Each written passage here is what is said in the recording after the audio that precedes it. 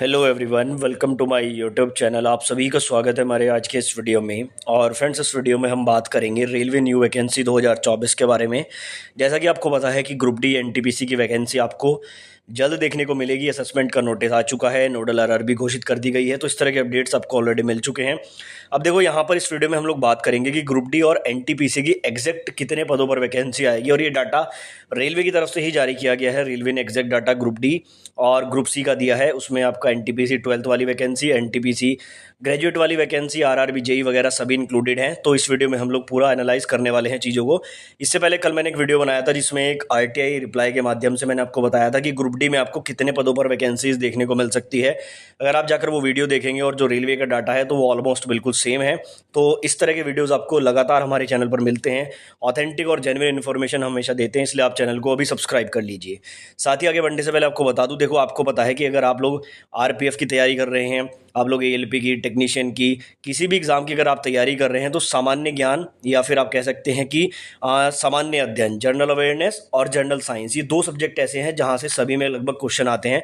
तो इस सब्जेक्ट को कवर करने के लिए मैं आपको दो बुक रिकमेंड करूंगा। एक किरण पब्लिकेशन की एनसीईआरटी बेस्ड सामान्य ज्ञान वन लाइनर अप्रोच है। इसमें वन लाइनर की फॉर्म में आपको सभी चैप्टर्स और सभी टाइप के सभी टॉपिक के क्वेश्चंस मिल जाते हैं। इतिहास है, इसमें भूगोल है, भारत के राज्य, संविधान, सब कुछ इसमें कवर किया गया है। साथ ही यहाँ पर आप लोग चाहें तो इसके साथ इस वाली बुक का यूज़ कर सकते हैं, जिसमें 27,000 से ज़्यादा फैक्ट का सार संग्रह दिया गया है सामान्य अध्ययन का, और साथ में सामान्य विज्ञान का भी 1992 से लेकर 2022 तक के सारे क्वेश्चन हैं।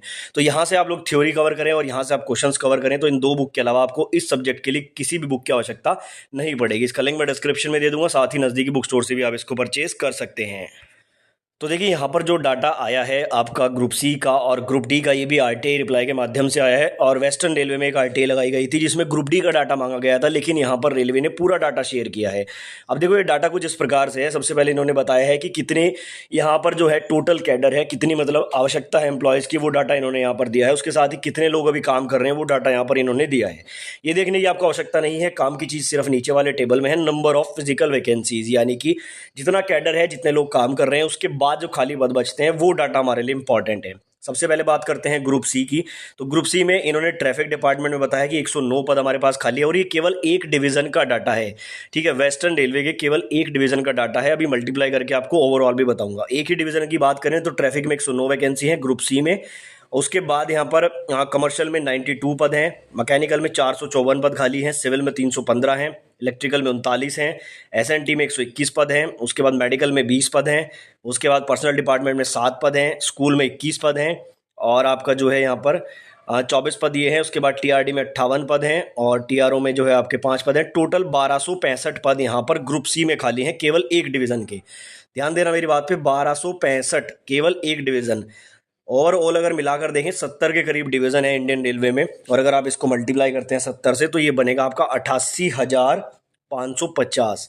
तो ये 88,550 पद अभी प्रेजेंटली खाली हैं ग्रुप सी में। अब ग्रुप सी में कौन कौन सी पोस्ट आती हैं? ग्रुप सी में आपके NTPC 12th level, NTPC graduate, RRB, JE. उसके अलावा यहाँ पर जो एएलपी, टेक्नीशियन, ये सब भी ग्रुप सी में ही आते हैं। पैरामेडिकल वगैरह ये सब ग्रुप सी में आते हैं। तो मिलाकर सभी 88,000 पद अभी तक खाली हैं पूरे इंडियन रेलवे में। और अगर इसमें 2025 तक का डाटा ऐड होगा तो ये और भी बढ़ जाएगा। अब देखने वाली बात ये है कि एनटीपीसी में हमें कितने पद देखने को मिलेंगे। देखो, एएलपी टेक्नीशियन से ज़्यादा पद आने की उम्मीद है एनटीपीसी में, और एनटीपीसी से ज़्यादा पद आने की उम्मीद है ग्रुप डी में। ठीक है, ये हमने हिस्ट्री अगर देखें रेलवे की, उसके अकॉर्डिंग में ये है, और जो खाली पोस्ट यहाँ पर है उसके अकॉर्डिंग में ये। अगर 3 साल में इसको डिवाइड भी करें तब भी अच्छी खासी वैकेंसीज आपको जो है एनटीपीसी में देखने को मिल सकती है। अब ग्रुप डी का डाटा अगर देखते हैं तो ग्रुप डी में भी इन्होंने ऐसे ही बताया कि ट्रैफिक में 236 हैं, कमर्शियल में 23 पद हैं, 20 पद हैं आपका मैकेनिकल में, सिविल में 714 हैं, इलेक्ट्रिकल में 78 हैं, 212 एसएनटी में है, और इस तरह से पूरा डाटा है। टोटल 1367 पद यहाँ पर इन्होंने बताए हैं, केवल एक डिवीजन में ग्रुप डी के खाली हैं 1367। 70 डिवीजन के अराउंड अगर इसको मल्टीप्लाई कर देते हैं तो लगभग ये 95,000, और ये हो जाएगा आपका 690। ठीक है, इतना डाटा अभी प्रेजेंटली यहाँ पर निकल के आता है। अब हो सकता है इसमें कुछ एलडीसी जीडीसी से भरे जाए, उसके बाद भी बड़ी संख्या में ओपन मार्केट की वैकेंसी बनती है। और अगर इसका असेसमेंट 2025 तक किया जाएगा और उसको फिर 3 से डिवाइड किया जाएगा 3 साल के लिए, तब भी आपको 30+ वैकेंसी ग्रुप डी में देखने को मिल सकती है। ये दूसरा संकेत है कि ग्रुप डी में 30,000+ वैकेंसी आ सकती है। इससे पहले मैंने आरटीआई रिप्लाई के माध्यम से भी आपको यही बताया था कि अराउंड 30,000 वैकेंसीज आपको ग्रुप डी में देखने को मिल सकती है। तो ये ऑफिशियल डाटा यहाँ पर रेलवे की तरफ से आया था, इसमें आप लोग देख सकते हैं कि कितने वैकेंसी आपको देखने को मिल सकती हैं। तो इस तरह के वीडियोस आपको मिलते रहेंगे, इस चैनल को सब्सक्राइब करके बेल आइकन को प्रेस करना ना भूलें।